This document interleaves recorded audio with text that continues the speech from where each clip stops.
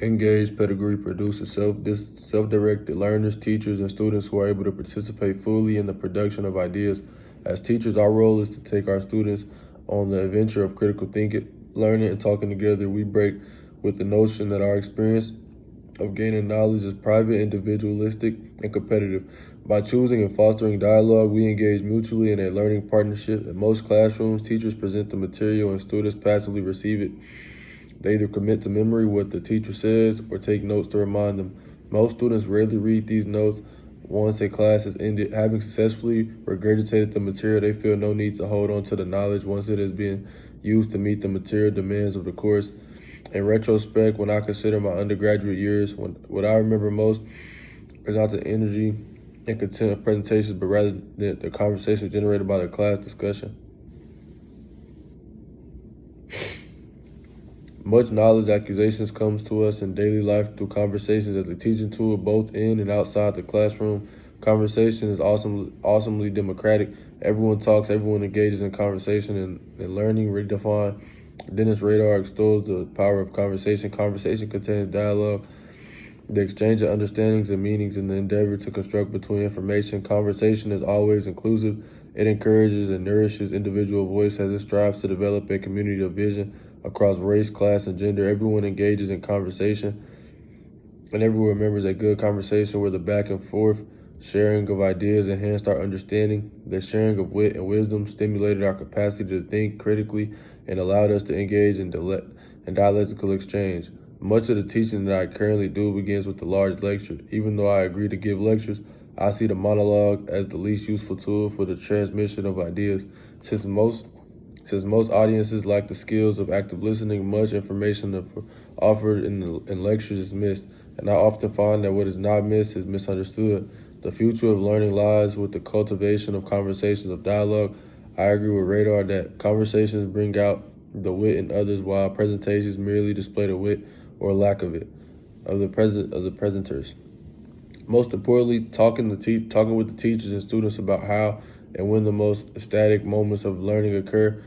I hear again and again the primacy of conversation. Those of us who recognize the value of conversation as a key to knowledge acquisition also know that we are living in a culture in which many people lack the basic skills of communication because they spend most of their time being passive consumers of information.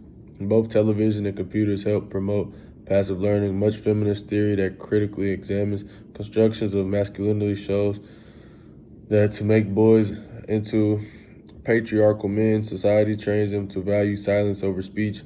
They may find themselves becoming people who either cannot talk or when they talk can only engage in a monologue. These are the people who talk at us, who by refusing to converse, promote, and maintain a hierarchy of domination wherein withholding gives one power and over another. Conversation is always about giving. Genuine conversation is about the sharing of power and knowledge. It is fundamentally a cooperative enterprise. In a group conversation with Paulo Freire more than 30 years ago, I heard him state empathetically that we cannot enter the struggle as objects in order to later become subjects. This statement resonated with my being. It affirmed for me that the importance of finding and having a voice to speak, to be able to name, was a way to claim the subject position. Many students often feel that they have no voice, that they have nothing to say, that it's worthy of being heard. This is why conversation becomes such a vital intervention, for it not only makes room for every voice, it also presupposes that all voices can be heard. A conversation-based model of learning is especially useful when a classroom is diverse. We have all been to some extent socialized to feel comfortable learning, listening in, or talking in a conversational manner, so defensive barriers are less likely to be put up.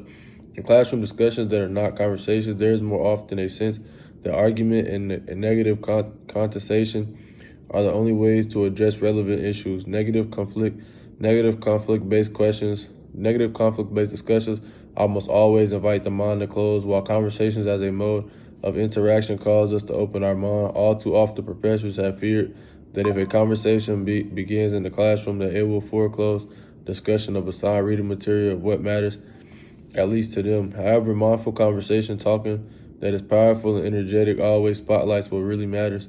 When conversations in the classroom lead to intense dialogue, students bring a heightened awareness to their engagement with assigned material. Radar believes that conversation, true conversation, is the way we cleanse poisons such as false assumptions, prejudice, ignorance, misinformation, lack of perspective, lack of imagination, and stubbornness from the system.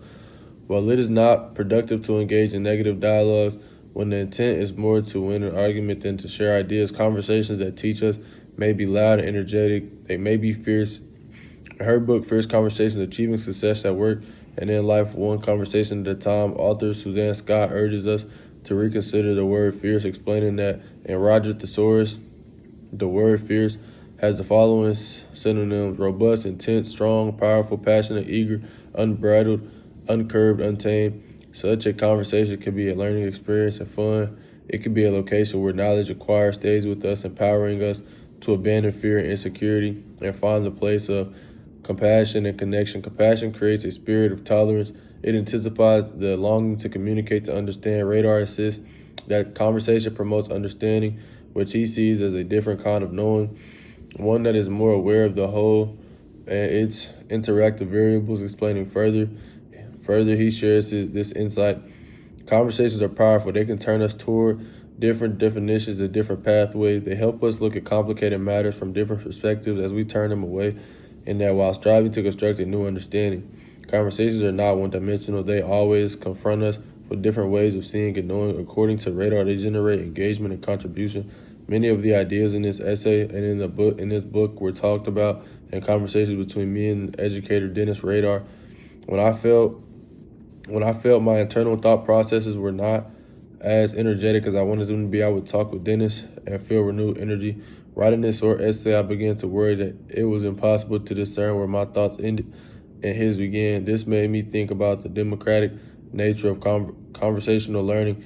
There is much obsession in academic circles about the ownership of ideas. Competition for academic regard leads to individuals who have a desperate need to be seen as the one who first thought of an idea. In reality, ideas were always circulating. They're always made new as we engage in internal critical reflection, internal conversations that give fresh expression to common thought. In the workshops of teaching that I facilitate in classroom discussions, ways of knowing expressed in conversations are what draw listeners in and provide them with intellectual nourishment.